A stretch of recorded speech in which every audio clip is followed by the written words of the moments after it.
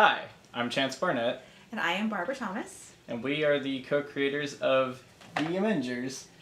The Avengers, but And so this is a series that Chance actually created a couple of years ago. Wait, what if the Avengers had like a bottom group that went out and did all the minute crimes that the Avengers don't have time for? Because someone has to be doing it. Each episode, they're 5 to 8 minutes long, and it's in a mockumentary style like The Office or Parks and Recreation, where there's, looks to the camera and sort of breaking the fourth wall.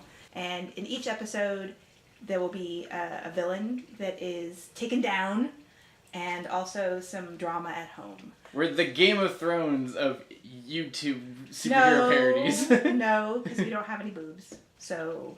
Not with that attitude. Yeah, we certainly can't afford to pay them to show their boobs. But you can. So there are interviews with each of the Amehngers, and the interviews are conducted by a reporter named Jocelyn, and she works for ENN, which is the Exposition News Network. In the Amehngers house, they have this giant chalkboard that shows all of the rankings of all of the Avenger characters. So the Amehngers are at the bottom of the list. They're at the bottom of this very long list, and that is a source of a great deal of emotional pain for them. They really long to be accepted and respected and not have to live in a basement. They are allowed out of the basement. We should be clear on that. This is not like a flowers in the attic scenario.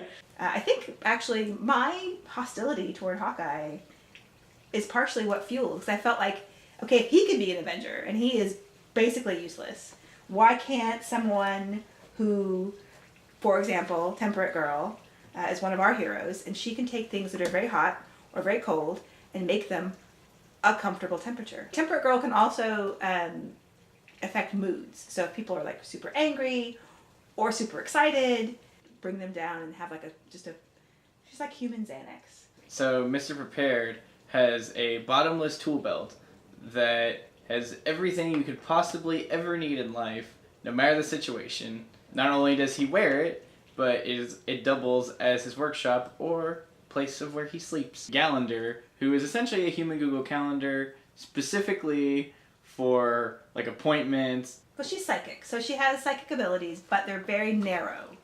They are only limited to appointments. So she knows appointments, and she knows birthdays, and she also knows every obscure holiday.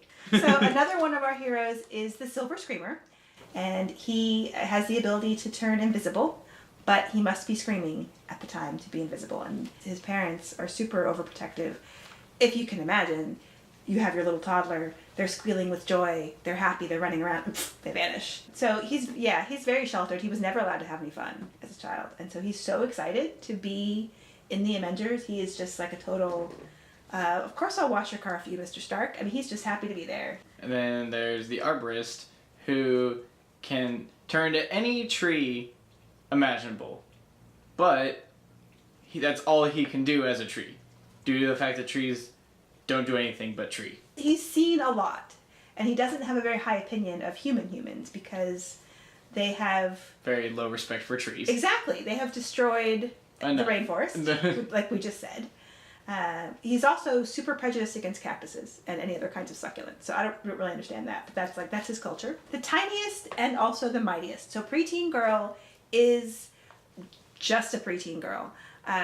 She's a mutant. We don't know what her mutant power is yet. We literally don't know. We know, but you just haven't written it yet, because we know. We know. But her parents have placed her in the care of the Amehngers because it is too dangerous to be an X-person. Deadpool might come to your house and say, hey, I need you for a thing. In the meantime, while they're waiting for her powers to manifest and see what they're all about, she does what any preteen girl would do, which is send passive-aggressive texts and post things on Instagram and... keeps the Avengers up to date. So every episode has its villain of the week. Yes. But along with the villain of the week, you have stuff at home going on. Yes. In episode 1, the Hack is a cyber criminal / stand-up comedian. He has become very angry because his comedy career has failed. Like, nobody goes to comedy clubs anymore. The Hack is angry because he feels like everyone is getting their humor from the internet, and he's really upset about memes. Like, what is the deal with memes? People can just share a joke, and they don't have to come to him for jokes. So he steals all of the memes, and don't ask us how, because if we told you, someone out there would could actually do that. Could actually do it. So yeah, everyone's freaking out because now they actually have to communicate with words, and who would express themselves with words? And it turns out if you try to say out loud the things that you say online, it just sounds really stupid.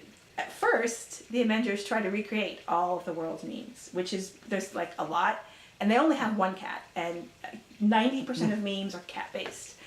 So their cat goes through a lot. Yes. So that doesn't work. So they obviously have to do Preteen Girl, and that she is really the star of that episode, and she saves the day because she knows how to deal with an internet troll.